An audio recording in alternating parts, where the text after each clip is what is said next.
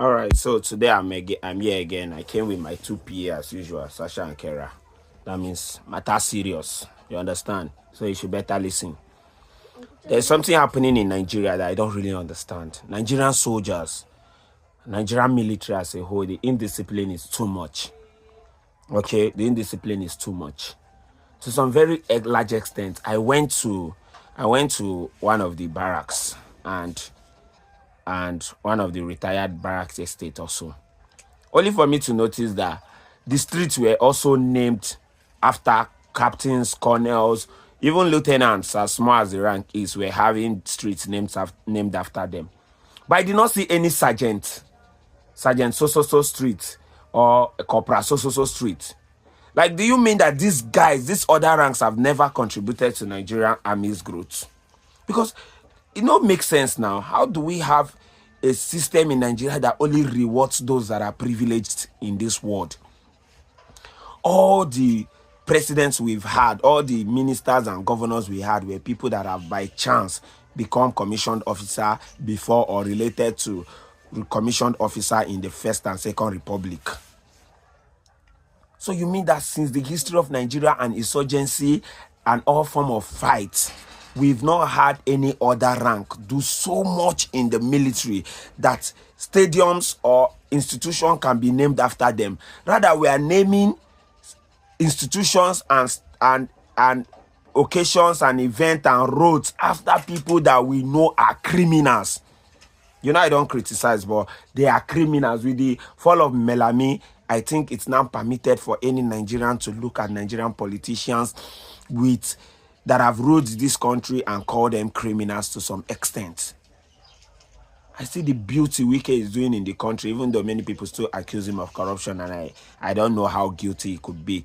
But the point is, if people had all these things Wike is doing, Wike keeps saying that the money have been paid before. That means people stole from it, so they are criminals. I think it's time we start to honor people that deserve honor.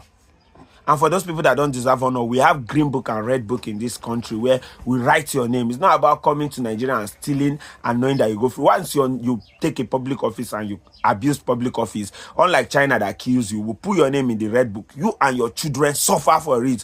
There is no room for your children to hold any public office because you are found guilty of abusing public position. Yes, let them know that posterity will haunt them. You're in the red book of Nigeria. And those that have honored Nigeria for what Nigeria deserves, their names are on the green book. And soldiers who have fallen that are other ranks should be honored too. Most times when you see American soldiers and even some African soldiers that are really, really serious with what they are doing, when their high rankings appear, you see them on combat wear looking good. But when Nigerian officers arrive, the generals arrive, you see the clean dresses, the good match pass. And that is where it ends. How well is your clothes ironed as an officer? How corporate do you look? That is all they showcase to us. There is no gallantness for fight. You just look so corporate. If we manage in Nigeria, it's funny that if we manage see a general that is combat ready, we celebrate that person, forgetting that is their duty. And shamefully, our commissioned officer would say, "Do not call me a soldier." How can you call a commissioned officer a soldier?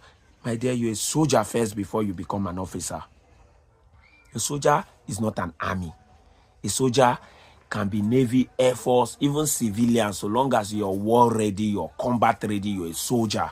How can you be an officer, a commissioned officer, to lead troops of hundreds and above, and you're not comfortable being called a soldier? That should be your priority. I'm a soldier. That should be the first thing you should be recognized with.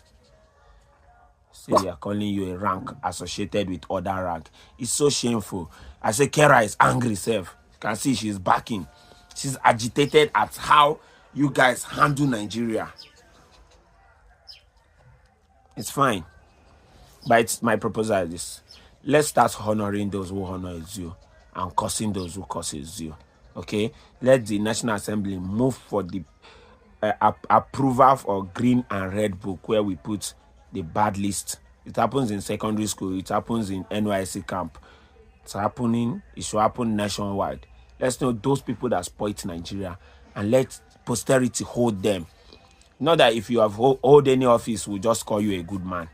What do you think? What do you think in the comment section? Should anybody see if Melanie was not found guilty to forfeit all those 48 properties, posterity will just say he was once a so and so officer. That makes him one of our leaders. We count all our hero past are not heroes. In fact, 90% of them are disgraced, not heroes. The problem we have is that because they hold office that heroes are supposed to be to hold, they are not heroes. They are not heroes anything. We should find a way. People should know that once you take from Nigeria or you hurt Nigeria, you get it back. If I know that I will rob a bank and go free, I will go ahead and rob it. But if I know if I rob a bank and they catch me, I'm going to face a consequence, I will be decisive on whether to or not. There should be punishment for abusing public office. A punishment that turns into generation. Let's go to school and teach history of our national disgrace and our national heroes. This is Change Catalyst. Let me hear your opinion. I think we're good.